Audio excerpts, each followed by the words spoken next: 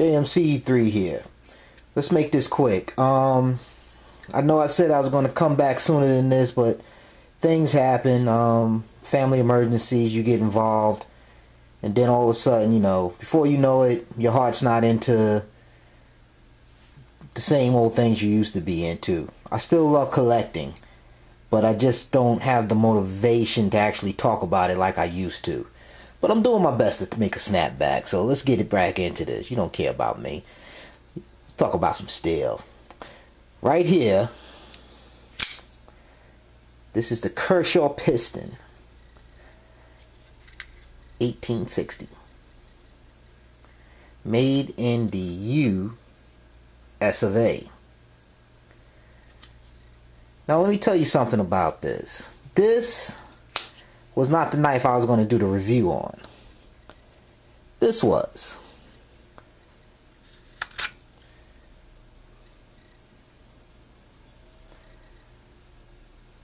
But for reasons I won't get into right now, let's just say this is going to take a back burner for a second.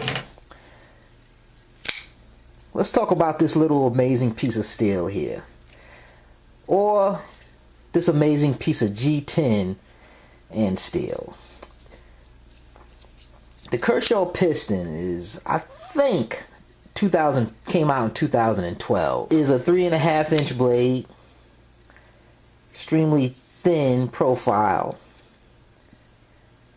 pocket clip, which pretty much comes in deep. It sits deep in your pocket, leaving just about that much up. The pocket clip can be fixed on all 4 sides, and no matter where you put it, it's going to sit deep. Total length is 8.5 inches. It is what Kershaw refers to as an inner or inset liner lock. And if you can get in there, you can see the majority of this handle is G10. And in order to make this as light of a blade, and it is pretty light in feel,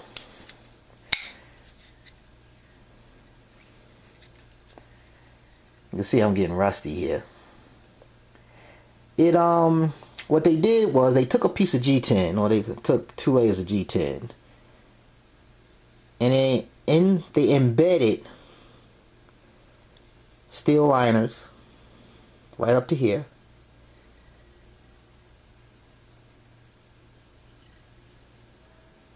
to create a slimmer profile for the blade. And inserting the lock that way, not only does it create a light feel to the blade,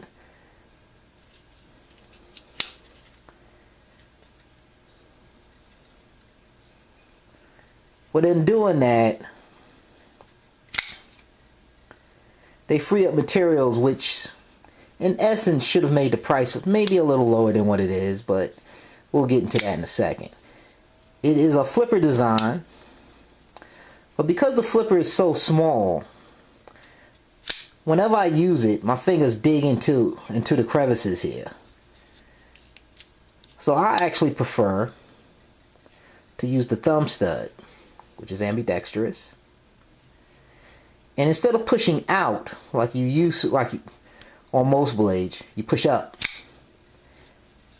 And I actually found myself enjoying this to the point of thinking, I'm feeling those old muscle memories kick in. Alright, let's make a knife video. Now, it came sharp, but it didn't come razor sharp. But still met some leather, and I brought it up a bit.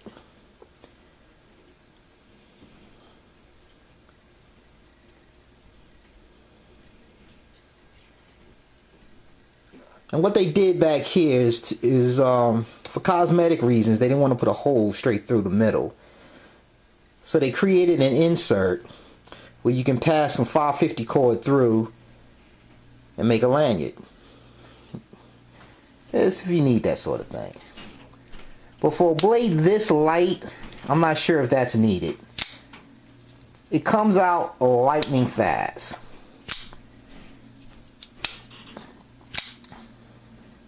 And to give you a quick little update, well, quick little update, forgive my babbling, to give you a quick little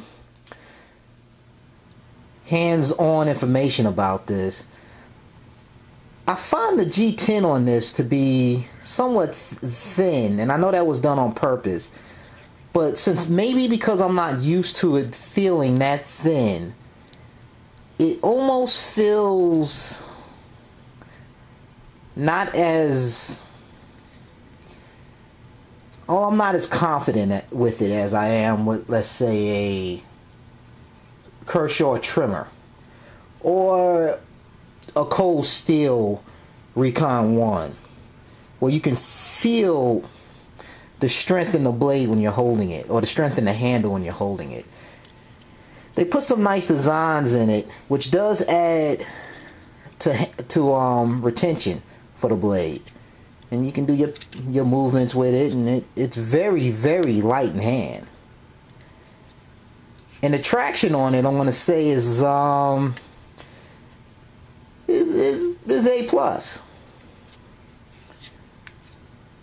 Not once did I feel like this blade would slip, even though it has, but that was mostly due to me.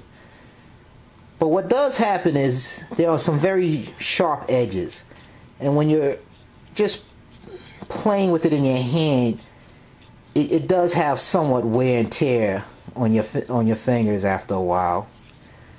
You can feel each and every edge. It's not as smooth as I would like it to be. And the price point for this, from what I've seen, is anywhere from $62 to $68. Is it worth it? Kershaw has a very large line.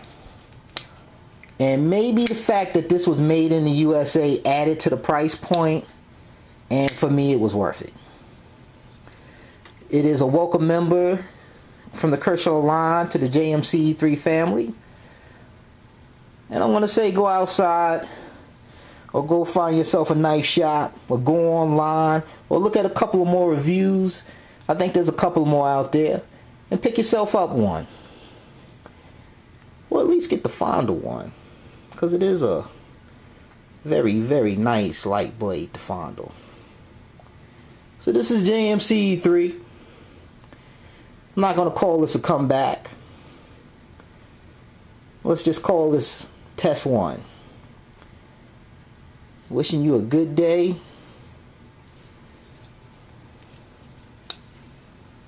JMC3. Out.